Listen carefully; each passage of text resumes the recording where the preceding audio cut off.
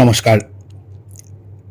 আজ আমরা হাজির হয়েছি রেডিও জংশন নিবেদিত রহস্য ও রোমাঞ্চের রুদ্ধশ্বাস নেপথ্য কথার আরও এক সত্য কাহিনী নিয়ে। আজকে যে কাহিনীটি আপনারা শুনবেন না, সেটি কলকাতা পুলিশের নয়, বরং বেঙ্গালুরু পুলিশের ডায়েরি থেকে নেওয়া। ঘটনাটির নাম পূজা সিংহ হত্যা রহস্য। শ্রোতা বন্ধুরা, এই সত্য হাড় হিম করা কাহিনীগুলো আপনারা জানাচ্ছেন আপনাদের হাড় হিম করে দিচ্ছে, কিন্তু বাস্তব এই ঘটনাগুলো থেকে শিক্ষা নিচ্ছেন কি? আমরা সবাই কিন্তু বাস্তব এই ঘটনাগুলি থেকে শিক্ষা নিতে চাই। শুনছেন রেডিও জংশন নিবেদিত রহস্য ও রোমাঞ্চের রুদ্ধশ্বাস নেপথ্য কথা। আজকের কাহিনীটি বেঙ্গালুরু পুলিশ ডায়েরি থেকে পাওয়া। নাম পূজা সিংহ হত্যা রহস্য। কলকাতার বাসিন্দা পূজা সিংহ 29 জুলাই 2019 তারিখে ইভেন্ট ম্যানেজমেন্টের কাজে বেঙ্গালুরু আসেন, কিন্তু পরের দিনই তিনি রহস্যজনকভাবে নিখোঁজ হয়ে যান। মিসিং রিপোর্ট দায়ের হওয়ার পর পূজার সন্ধান শুরু হয় এবং পুলিশ এমন একটি তথ্য উদ্ঘাটন করে যা শুনে সবাই হতবাক হয়ে যায়। তদন্তে জানা যায় যে পূজা একটি বোকামি করেছিলেন। পূজার নিখোঁজ হওয়ার কারণ সেই বোকামিটিই ছিল। যে ভুলটি পূজা করেছিলেন, আমরা প্রায়শই সেই ভুলটি করে থাকি। তাহলে পূজার ভুল কি ছিল এবং পূজার সাথে ঠিক কী ঘটেছিল বিস্তারিতভাবে জানুন এই কাহিনীতে। পুরো সত্যটি জানলে আপনি অবাক হয়ে যাবেন।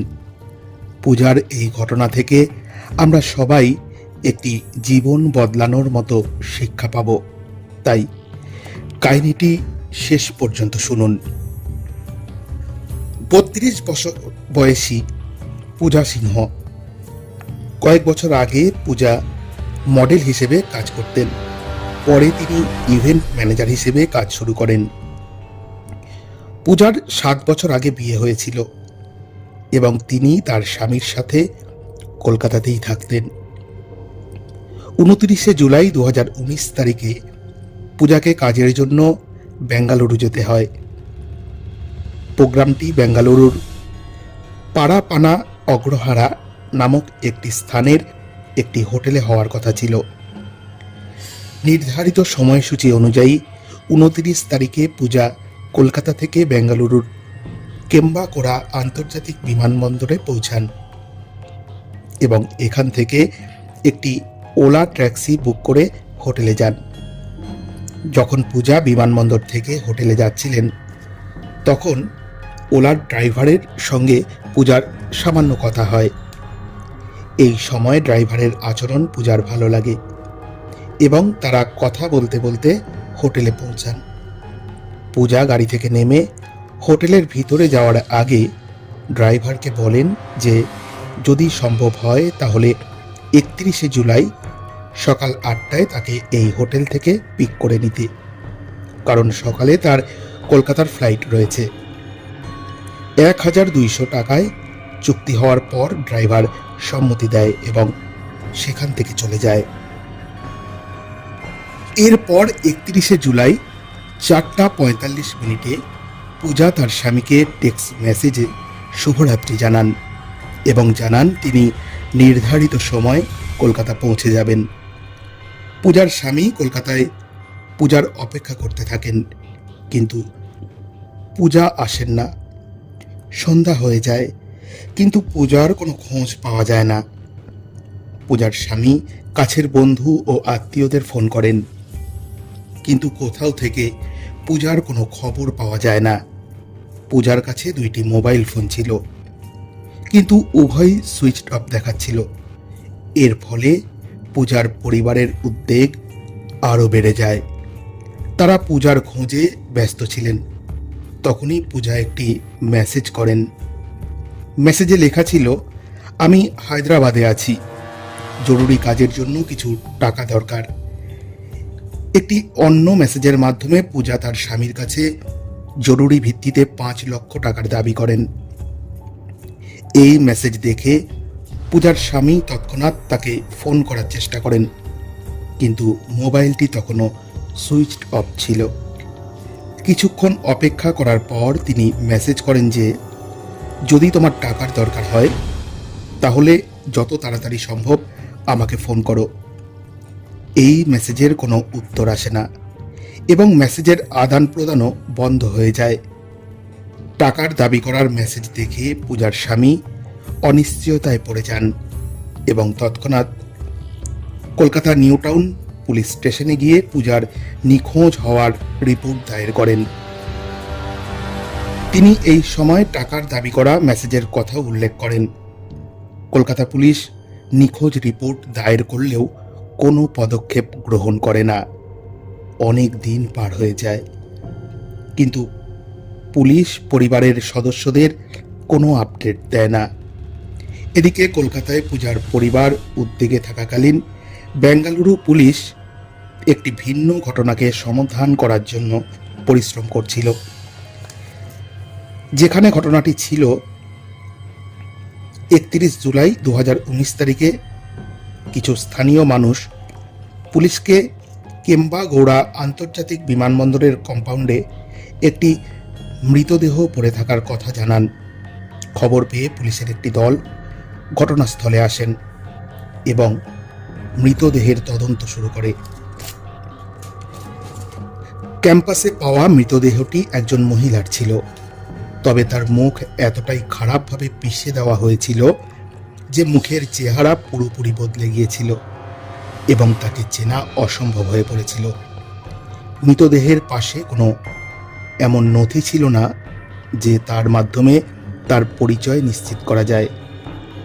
মৃতদেহ পাওয়ার পর পুলিশ তার পরিচয় শনাক্ত করার জন্য মৃতদেহের বিবরণ সমস্ত থানায় পাঠিয়ে দেয় এবং বিভিন্ন থানায় দায়ের করা নিখোঁজ রিপোর্টও সংগ্রহ করা হয়, যাতে ওই রিপোর্টগুলির ভিত্তিতে মৃতদেহের পরিচয় নির্ধারণ করা যায়। কিন্তু কোনোভাবেই মৃতদেহের পরিচয় পাওয়া যায় না। অনেক অপেক্ষার পরও যখন মৃতদেহের পরিচয় শনাক্ত হয় না, তখন পোস্টমর্টমের পর আইনি প্রক্রিয়া মেনে পুলিশের নজরদারিতে সসম্মানে মৃতদেহের অন্ত্যেষ্টিক্রিয়া সম্পন্ন করা হয়। মৃতদেহের পাশে পাওয়া সমস্ত সামগ্রী সংগ্রহ করে রাখা হয়। এছাড়াও অন্ত্যেষ্টিক্রিয়ার আগে মৃতদেহে থাকা উল্কির ছবিও তুলে রাখা হয়। বেঙ্গালুরু পুলিশ মৃতদেহের অন্ত্যেষ্টিক্রিয়া সম্পন্ন করেছিল, তবে এখনও তারা মহিলার পরিবারের সন্ধান পাওয়ার চেষ্টা চালিয়ে যাচ্ছিল। এই প্রচেষ্টার অংশ হিসেবে একটি তদন্ত দল গঠন করা হয় এবং মহিলার পরিবারের খোঁজ শুরু হয়। প্রথমে পুলিশ মহিলার শরীরে থাকা উল্কির সাহায্যে তার পরিচয় জানার চেষ্টা করে, কিন্তু অনেক প্রচেষ্টার পরও পুলিশ সফল হতে পারেনি। এরপর পুলিশ মহিলার কাপড়ের মাধ্যমে তার পরিচয় জানার চেষ্টা করে। আসলে পুলিশ মহিলার দেহ থেকে উদ্ধার করা কাপড়ের ব্র্যান্ড সম্পর্কে জানে এবং সেই ব্র্যান্ডের আউটলেটে দেশে গত 2 বছরে সেই সাইজের কাপড় সংগ্রহকারী সমস্ত গ্রাহকের বিবরণ বিস্তারিত সংগ্রহ করে। এটি সহজ কাজ ছিল না। এরপর পুলিশ অনেক দিন ধরে এই কাজেই ব্যস্ত থাকে। এই তদন্ত চলাকালীন পুলিশ জানতে পারে যে এই ধরনের কিছু কাপড় কলকাতায় কেনা হয়েছিল। সেই ভিত্তিতে পুলিশ তদন্ত করে কলকাতায় পৌঁছে যায়। সেখানে এসে তারা গত কয়েক মাসে কলকাতার সমস্ত থানায় দায়ের করা নিখোঁজ রিপোর্ট সংগ্রহ করেন। সমস্ত নিখোঁজ রিপোর্ট দেখার পর নিউ টাউন পুলিশ স্টেশনে দায়ের করা একটি নিখোঁজ রিপোর্টের সঙ্গে বেঙ্গালুরুতে পাওয়া মৃতদেহের চেহারার বেশ মিল পাওয়া যায়। কেসের ফাইল ভালোভাবে চেক করার পর পুলিশ অনুমান করে যে বেঙ্গালুরুতে পাওয়া মৃতদেহটি অন্য কারো নয়, বরং পূজা সিংহরই হতে পারে, যার নিখোঁজ রিপোর্ট নিউ টাউন পুলিশ স্টেশনে দায়ের করা হয়েছিল। এরপর বেঙ্গালুরু পুলিশ এটি নিশ্চিত করার জন্য 16 আগস্ট পূজা সিংয়ের ভাইকে ফোন করে। ফোন পেয়েই কাউকে না জানিয়ে পূজার ভাই তৎক্ষণাৎ ফ্লাইট ধরে বেঙ্গালুরু চলে যায়। সেখানে পুলিশ তাকে মৃতদেহের কাছ থেকে উদ্ধার করা সমস্ত জিনিসপত্র এবং ছবিগুলি দেখায়। যদিও মৃতদেহের মুখ শনাক্ত করা যায়নি, তবে অন্যান্য সব জিনিসপত্র দেখে পূজার ভাই নিশ্চিত করেন যে মৃত মহিলা তার বোন পূজা।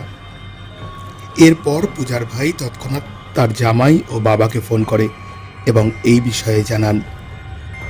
তারা খবর পাওয়ার পরদিনই ফ্লাইট ধরে বেঙ্গালুরু চলে আসেন এবং তারাও পূজার পরিচয় নিশ্চিত করেন। তদন্তের সময় কলকাতা পুলিশের একটি বড় গাফিলতি প্রকাশ পায়। পূজা নিখোঁজ হওয়ার পরেই পূজার স্বামী কলকাতায় নিখোঁজ রিপোর্ট দায়ের করেছিলেন এবং তাতে পূজার বেঙ্গালুরু যাওয়ার কথাও উল্লেখ করেছিলেন। সঠিকভাবে কলকাতা পুলিশের উচিত ছিল ততক্ষণে বেঙ্গালুরু পুলিশকে এই নিখোঁজ রিপোর্ট সম্পর্কে জানানো। তবে কলকাতা পুলিশ কেস দায়ের করার পর ফাইলটি স্রেফ ফেলে রাখে। বেঙ্গালুরু পুলিশের কঠোর পরিশ্রমেই পূজার পরিবার তার সন্ধান পায়। যাই হোক, পুলিশ এখন নিশ্চিত করেছে যে মৃতা মহিলা পূজা সিংহ। তবে এখন সবচেয়ে বড় চ্যালেঞ্জ ছিল এই মহিলার এমন পরিণতি কারা ঘটিয়েছে তা খুঁজে বের করা। পূজা ইমেলের অ্যাক্সেস তার স্বামীর কাছেও ছিল। সেই ইমেল থেকে জানা যায় যে পূজা বেঙ্গালুরুতে ল্যান্ড করার পর হোটেলে যাওয়ার জন্য ওলা ট্যাক্সি বুক করেছিলেন। পুলিশ এখন সেই ওলা ট্যাক্সিকে ট্রেস করার চেষ্টা করে এবং জানতে পারে যে পূজা দ্বারা বুকিং করা সেই ট্যাক্সির শেষ বুকিং ছিল, অর্থাৎ গত 1700 দিন ধরে সেই ট্যাক্সি আর বুক হয়নি। পুলিশ ডিটেলস বের করে জানতে পারে যে ওই গাড়ির ড্রাইভার ছিল HM নাগেশ, যার বয়স 22 বছর। পুলিশ এখন মোবাইল নম্বরের মাধ্যমে নাগেশকে ট্রেস করার চেষ্টা করে। এই ট্রেসিংয়ের সময় পুলিশ একটি আকর্ষণীয় তথ্য আবিষ্কার করে। যখন পূজার স্বামীর কাছে টাকার দাবি করা হয়েছে, সেই মেসেজ যখন এসেছিল তখন পূজার মোবাইলের লোকেশন এবং নাগেশের মোবাইলের লোকেশন একই ছিল। এই তথ্য সামনে আসার পরই পুলিশ ওলা ড্রাইভার নাগেশের পেছনে পড়ে এবং খুব দ্রুত তাকে গ্রেপ্তার করে। প্রথমে নাগেশ পুলিশের সমস্ত অভিযোগ অস্বীকার করে, কিন্তু যখন পুলিশ কড়া জিজ্ঞাসাবাদ শুরু করে তখন নাগেশ একের পর এক গোপন কথা ফাঁস করতে শুরু করে। নাগেশের স্বীকারোক্তি অত্যন্ত বেদনাদায়ক ছিল। নাগেশ জানায় যে পূজা ওলা অ্যাপের মাধ্যমে বেঙ্গালুরুর ক্রিসেন্ট রোড থেকে সাহারা ব্যাংক ভিলিয়ন হোটেলে পৌঁছানোর জন্য তার গাড়ি বুক করেছিল। এই যাত্রায় পূজা ড্রাইভারের সাথে কথা বলেন। নাগেশের ব্যবহার পছন্দ হলে পূজা তাকে বলেন যে পরের দিন সকালে অর্থাৎ 31শে জুলাই তাকে এয়ারপোর্টে পৌঁছতে হবে এবং নাগেশকে তাকে পিক করার প্রস্তাব দেন, কারণ এত সকালে অন্য কোনো গাড়ি সময় মতো নাও পাওয়া যেতে পারে। নাগেশ সম্মত হন এবং 1200 টাকায় চুক্তি হয়।